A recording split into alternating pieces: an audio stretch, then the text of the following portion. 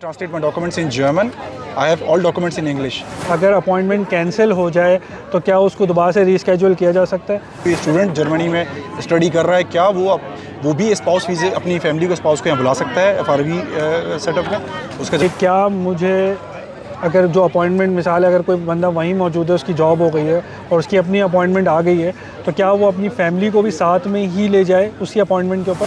अगर घर यहाँ पे लेना हो, बिकॉज़ आप वाइफ को या अपने स्पाउस जब बुलाते हैं तो उसके लिए घर की एक स्पेसिफ़िक रिक्वायरमेंट है कि कितना बड़ा होना चाहिए। अगर कोई स्पाउस जो है, मतलब आई मीन जिसके आपका सरनेम फादर के साथ है और आपकी शादी के बाद सवाल ये है कि डॉक्यूमेंटेशन के लिए आप सरनेम चेंज करवाएंगे या नहीं? तो वाइफ को बुलाने के लिए कितनी सैलरी, नेट सैलरी होनी चाहिए? सो आप लोगों को वेलकम है एक और अनदर एक्साइटिंग वीडियो के अंदर।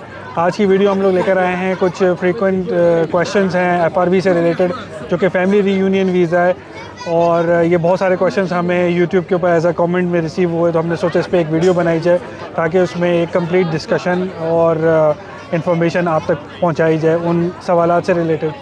तो फर्स्ट क्वेश्चन मैं स्टार्ट करूँगा यहाँ पर, और उसमें सबसे पहले हमारे पास लिखा हुआ है कि can I translate my documents in German? I have all documents in English. Okay, इसमें यह है कि आपको सिर्फ बर्थ सर्टिफिकेट आपका जिसको गिबुट्सुर्कुंडी जर्मन में कहते हैं, वो आपको एक ट्रांसलेट करना होगा, जर्मन में ट्रांसलेट करवाना होगा। और इसके अलावा और कौन सा डॉक्यूमेंट है हमारे पास? निकाहनामा आपका, वो एक जर्मन में ट्रांसलेट होगा, दैट्स इट। इसके अलावा और कोई जर्मन में आपको डॉक्यूमेंट्स रिक्वायर्ड नहीं है। सारी चेकलिस्ट जो मौजूद है उसको इंग्लिश में सबमिट कर सकते हैं। और इन्हीं डॉक्यूमेंट्स को आप ट्रांसलेट करवा के नोटरी से पाकिस्तान में या जहाँ भी आप मौजूद हैं वहाँ से अटैच करवा सकते हैं। निकाहनामा जो है वो आप जिसकी इंग्लिश ट्रांसलेशन, जिसका इंग्लिश एक टेम्पलेट इंटरनेट में मौजूद है, ठीक है, उसको डाउनलोड करने के बाद उसको फिल करके और उसको नोटराइज करा लें। सही। अच्छा, दूसरा क्वेश्चन हमारे पास यह है कि अगर अपॉइंटमेंट कैंसिल हो जाए तो क्या उसको दोबारा से रीस्केड्यूल किया जा सकता है? तो आपको न्यू अपॉइंटमेंट ही लेनी होगी, आप कैंसिल अपॉइंटमेंट को रीस्केड्यूल दोबारा से नहीं कर सकते, तो आप दूसरी कोई अपॉइंटमेंट देखें। अच्छा, तीसरा क्वेश्चन ये है कि अगर मैंने अपनी कोई भी एक शख्स जो मैरिड हो चुका है और पाकिस्तान से यहाँ पर आ चुका है, इंडिया से वोटेवर, और उसके स्पाउस की वाइफ, उसके बच्चे अभी भी पाकिस्तान या इंडिया में हैं, तो क्या वो यहाँ पर आर्ट हाउस को या ब्यूरो आम को कोई मतलब इन्फॉर्म कर सकता है या उनसे आगे फर्दर प्रोसीजर स्टार्ट कर सकता है? नहीं, जब तक आपका स्पाउस, बच्चे, वाइफ यहाँ आ नहीं जाते, प्रोसीजर स्टार्ट नहीं होगा। दैन जब वो यहाँ आ जाएंगे तो उसके बाद आपका प्रोसीजर जो है पहला स्टेप ब्यूरो आर्म्ड होगा, जिसके थ्रू सारा प्रोसीजर स्टार्ट होगा, उनकी डॉक्यूमेंटेशन और उनकी रजिस्ट्रेशन यहाँ स्टार्ट होगी। अच्छा, इसी से रिलेटेड एक और क्वेश्चन ये था कि क्या मुझे अगर जो अपॉइंटमेंट मिसाल है, अगर कोई बंदा वहीं मौजूद है, उसकी जॉब हो गई है और उसकी अपनी अपॉइंटमेंट आ गई है, तो क्या वो अपनी फैमिली को भी साथ में ही ले जाए उसी अपॉइंटमेंट के ऊपर? तो इसका जवाब है नहीं। आपको अपनी फैमिली मेम्बर्स के हिसाब से अपॉइंटमेंट्स बुक करनी होंगी। मिसाल हस्बैंड की अपॉइंटमेंट आ गई है तो सिर्फ हस्बैंड ही अपॉइंटमेंट पे जाएंगे, वाइफ की एक डिफरेंट अपॉइंटमेंट लेनी होगी, और अगर आपके साथ बच्चे हैं तो उनकी भी अलग से आपको अपॉइंटमेंट लेनी होगी। So each and every person requires his और हर ओन अपॉइंटमेंट होगी और उस पर आपको जाना होगा। एक और क्वेश्चन जो अब पूछा गया हमसे कि कौन सा फास्टेस्ट वे होगा कि आप अपना FRV प्रोसेस कर लें?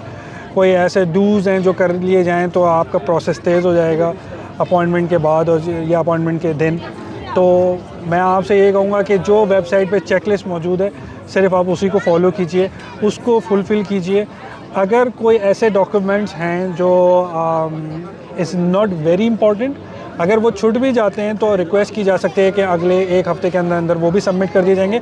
उसका लिवरेज आपको एम्बेसी दे देती है, बट जो मेन डॉक्यूमेंट्स आपके पासपोर्ट और अगर कोई आपके स्पाउस से रिलेटेड जर्मन डॉक्यूमेंट्स हैं तो वो आपको सबमिट कराने होंगे। अच्छा, अब लीस्ट इंपॉर्टेंट डॉक्यूमेंट्स कौन कौन से हो सकते हैं? जैसे मिसाल है, आपने कहा कि मेरे बर्थ सर्टिफिकेट है नादरा का, वो अभी आना है, या मिसाल है आपका FRC जो है वो आना है, तो वो आपको लेवरेज दी जा सकती है कि आप उसको सबमिट करवा सकते हैं। नेक्स्ट क्वेश्चन यहाँ पर है कि अगर कोई स्टूडेंट जर्मनी में स्टडी कर रहा है, क्या वो भी स्पाउस वीज़े अपनी फैमिली को स्पाउस को यहाँ बुला सकता है FRV सेटअप का?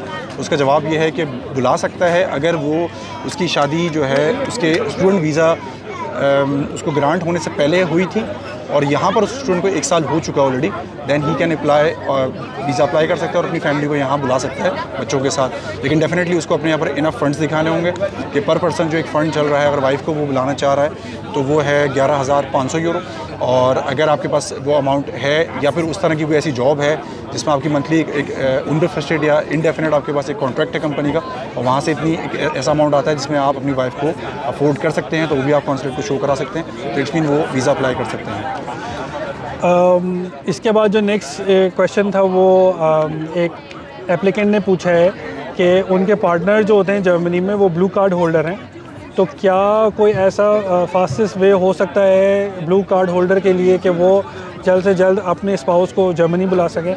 सो there is no fastest way. आपका जो प्रोसेस है वो FRV ही है या मतलब इसके अलावा जो ऑप्शंस होते हैं वो हैं, और उनके प्रोसीजरल टाइमिंग्स जो हैं वो वेबसाइट पे लिखे हुए हैं और उनको उनके दौरान ही आपको विजिट करेगा। So there is no fastest वे।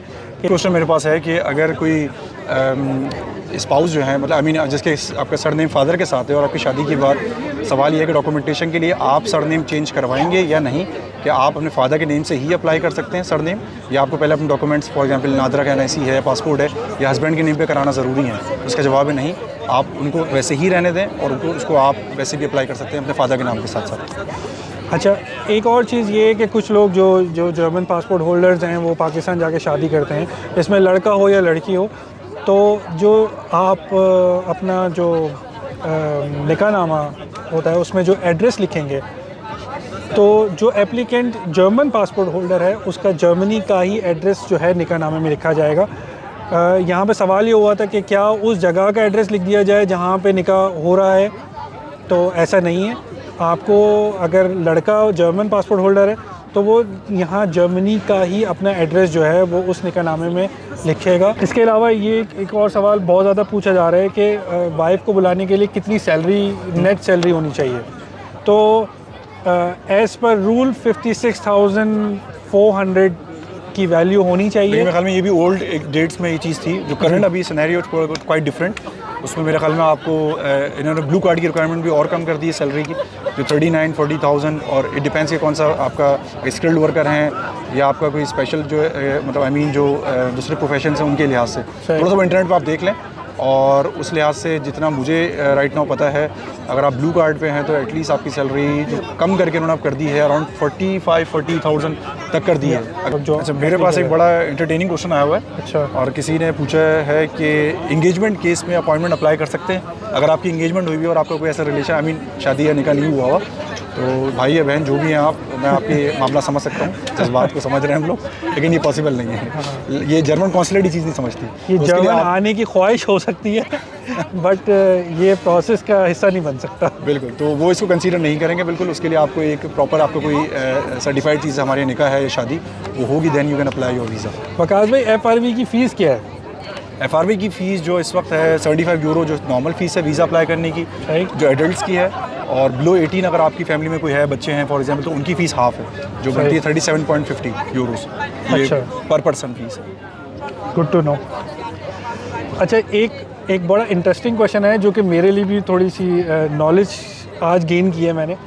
अगर कोई स्पाउस या जो पर्सन यहाँ जर्मनी में मौजूद है और उसका वीज़ा पहले ब्लू कार्ड होल्डर था वो, और अब चेंज हो गया है परमानेंट रेजिडेंसी में, तो क्या उसके स्पाउस को A1 की ज़रूरत होगी या नहीं होगी? नहीं होगी। नहीं होगी। उनको सिर्फ ये शो कराना होगा कि अगर कोई रिक्वायर्ड कर, वो आपसे बोल रहे हैं कि आपने A1 सबमिट कराना है, दैन यू कैन उनको आप बता दें कि मतलब मेरे हस्बैंड का या जो भी है या वाइफ थी जिसकी, तो उनका वीज़ा जो था वो ब्लू कार्ड था और अभी वो स्विच हुए PR पे, तो दे विल एक्सेप्ट। ये बड़ी इंटरेस्टिंग क्वेश्चन इसलिए भी मैं कहूँगा क्योंकि ये बहुत सारे लोगों के साथ अब हो रहा है। अच्छा। क्योंकि वो पहले जो थे वो ब्लू कार्ड होल्डर थे, क्योंकि उन्होंने जॉब की, अब वो 24 मंथ्स जॉब करने के बाद एलिजिबिलिटी में आ गए PR की, और जब उनका PR अप्लाई हो गया, अब वो PR पे आ गए, तो वो मतलब ये सोच रहे होते हैं कि क्या इसके लिए A1 की ज़रूरत है, और अब शादी भी हो गई है, बीवी को बुलाना है, स्पाउस को बुलाना है, तो किस तरीके से होगा।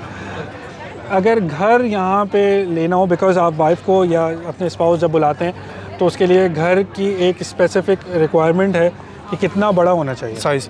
तो साइज़ पर पर्सन के हिसाब से 13 क्वाड्रेट मीटर यानी 13 स्क्वायर मीटर्स जो कहलाते हैं वो होने चाहिए आपके, वो पर पर्सन के हिसाब से। तो अगर 2 लोग हैं यानी हस्बैंड और वाइफ आ रहे हैं तो 26 एग्जैक्टली स्क्वायर मीटर्स के। अच्छा, एक क्वेश्चन मेरे पास आया हुआ है कि A1 सर्टिफिकेट जो है वो रिक्वायर्ड है FRV अप्लाई करने के लिए या नहीं, तो उसका क्लियर जवाब है यस, आपको रिक्वायर्ड है। सिर्फ अगर आपके हस्बैंड या जो बंदा जो भी जर्मनी में मौजूद है अगर उसके पास ब्लू कार्ड है तो उसको रिक्वायर्ड नहीं है।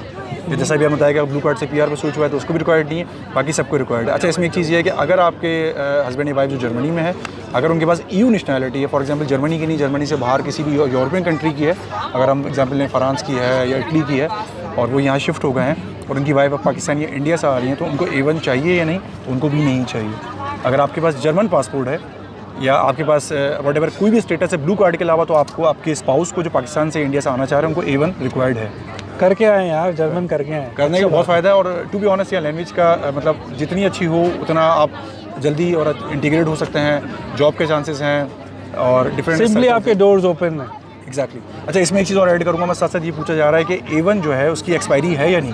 अच्छा। कुछ खासतौर पर इस्लामाबाद जैसे अगर हम बात करें, जिस हमारे ग्रुप में बात हो रही थी, सही। इस्लामाबाद के केसेस ऐसे हैं जहाँ लोगों का वेटिंग टाइम बहुत ज़्यादा है, मतलब साल भी लग जाते हैं। तो बिल्कुल A1 की एक्सपायरी है और वो है 1 साल की है। अगर 1 साल तक आपकी केस कंसीडर नहीं हुआ then you have to revise your A1। It's very interesting but you have to do. हाँ, मतलब ये बिल्कुल, ये जो लोग भी ये वीडियो देख रहे हैं या उनको वो अपना A1 का एग्ज़ाम देना चाह रहे हैं, तो वो प्लीज़ इस चीज़ को भी कंसिडर रखें, क्योंकि अपॉइंटमेंट्स का बड़ा इशू होता है। कराची में तो चलें फिर भी हालात अपॉइंटमेंट्स के लिहाज से बहुत बेहतर है, बट इस्लामाबाद की बात की जाए तो तकरीबन 2-2 साल का वेटिंग टाइम लग जाता है। तो आप अगर आपकी अपॉइंटमेंट हो जाती है तो उसके करीब करीब ही आप इसके टेस्ट दे के इसको क्लियर करने की कोशिश करें। अच्छा, एक सवाल बड़ा मैं इसको इंटरेस्टिंग तो नहीं कहूँगा, नॉलेजेबल के लिहाज से सही है कि अगर किसी का वीज़ा लग गया है और उसको वीज़ा रिसीव भी हो गया है, तो अब वो पूछ रहे हैं कि कब हम अपनी फ़्लाइट को बुक कर सकते हैं। तो इट ऑल डिपेंड्स कि आपका वीज़ा कितना लगा है। आपका वीज़ा 3 मंथ्स का लगा है तो 3 मंथ्स फिनिश होने से 1 दिन पहले का भी अगर वीज़ा फ़्लाइट लेके आप जर्मनी आ जाते हैं तो आप एलिजिबल हैं, आप फ्लाई कर सकते हैं। इट ऑल डिपेंड्स, 3 मंथ्स का है, 6 मंथ्स का है। लेकिन नाउ डेज अब 6 मंथ्स हो रहे हैं। हाँ, और क्योंकि ज़्यादा यहाँ पर भी लोड है तो वो आगे फिर वीज़ा एक्सटेंशन यहाँ भी करानी थी, इसलिए उन्होंने अब 6 मंथ कर दिया इसको। अच्छा, लॉयर वेरिफिकेशन भी एक पॉइंट है जो हमसे पूछा गया कि लॉयर वेरिफिकेशन होने के कितनी देर के बाद जो है वो आप हमें केस फर्दर प्रोसेस हो जाता है, या फिर उसकी जो है वो वेरिफिकेशन होने के बाद जो है कितना टाइम लगता है इस प्रोसेस में।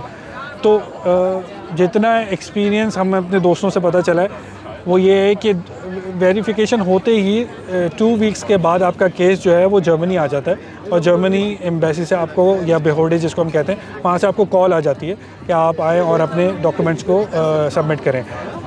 अब हमने ये सुना है कि कराची के अंदर स्पेशली इस प्रोसेस को ऑब्सोलीट कर दिया गया। ये प्रोसेस, मतलब ये जो पूरी चेकलिस्ट है, इस प्रोसेस के अंदर ये प्रोसेस अब मौजूद नहीं है कि लॉयर वेरिफिकेशन होगी। इसकी वजह से आपका केस भी फास्ट हो गया है। बिल्कुल। एट द सेम टाइम आप you are saving some money. It was about I think 50,000 rupees, almost like 30 to 40,000 के बीच में थी एक फ़ीस थी, वो आपको सबमिट भी करानी पड़ती थी। टाइम भी था। एक क्वेश्चन ये है कि अगर आपने FRV का प्रोसेस ऑलरेडी जो है अप्लाई कर दिया है तो, और इट टेक्स लॉन्ग, मतलब टाइम लग रहा है उसके अंदर, तो क्या आप किसी और वीज़े के लिए अप्लाई कर सकते हैं, यानी विज़िट वीज़ा, या फिर आप जर्मनी के लिए किसी और वीज़े के लिए अप्लाई कर सकते हैं? तो येस, FRV का दूसरे वीज़ाज़ के साथ कोई ताल्लुक़ नहीं है, ये टोटली डिफरेंट वीज़ाज़ हैं और आप इनके लिए बिल्कुल अप्लाई कर सकते हैं। तो इट्स मीन अगर आपने FRV अप्लाई किया हुआ है और eight the same time Germany भी आ सकते हैं विजिट वीज़ा बिल्कुल 90 डेज़ का होता है। बिल्कुल ले सकते हैं, बिल्कुल अप्लाई कर सकते हैं। अच्छा, इस वीडियो के एंड में एक इम्पॉर्टेंट चीज़ थी जो कि मैंने वकास भाई से भी बोला कि हमें आप लोगों के साथ शेयर करनी चाहिए। वो इंटरव्यू की क्वेश्चन लिस्ट है जो कि हमने गो थ्रू की थी ख़ुद से भी। आई होप ये आप लोगों के लिए बहुत हेल्पफुल होगी, जो लोग इस वक्त FRV के प्रोसेस के करेंगे या करने वाले हैं, या अभी उनकी अपॉइंटमेंट्स आने वाली हैं। तो हम वो जो क्वेश्चंस हैं वो आपके साथ डिस्क्रिप्शन में शेयर कर देंगे। मैं एक लिंक आपको प्रोवाइड कर दूंगा जिसमें आप उन क्वेश्चंस की तैयारी कर सकते हैं कि कौन से क्वेश्चंस हैं जो आपसे पूछे जाएंगे। अच्छा, यहाँ पर मैं एक हिंट देना चाहूँगा, वो लोग जिनके अभी करीब में शादी होने वाली है या प्लान कर रहे हैं, तो वो लोग भी अपॉइंटमेंट ले सकते हैं कॉन्सुलेट की। ज़ाहिर है वहाँ आपको सिर्फ अपनी पासपोर्ट नंबर एंटर करना है, ईमेल एड्रेस और दैट्स इट। उससे होगा आप टाइम सेव कर सकते हैं, क्योंकि अगर हम बात करें इस्लामाबाद की तो वहाँ काफ़ी टाइम लग रहा है अपॉइंटमेंट आपकी कॉल होने में। तो आप ये टाइम सेव करें और आप अपनी अपॉइंटमेंट अप्लाई कर लें, अपनी शादी प्लान करने के साथ साथ अपॉइंटमेंट के साथ साथ प्लान कर लें, तो यहाँ टाइम सेव कर लेंगे। बिल्कुल आप प्लान करके अपना टाइम भी सेव कर सकते हैं। बिल्कुल। और अगर आपको ये वीडियो अच्छी लगी और इसके अलावा और कोई क्वेश्चंस आपके पास हों तो आप हमें कमेंट्स में बता सकते हैं।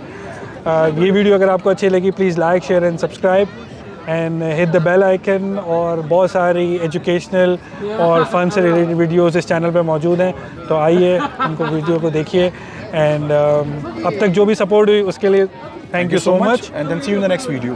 Thank you.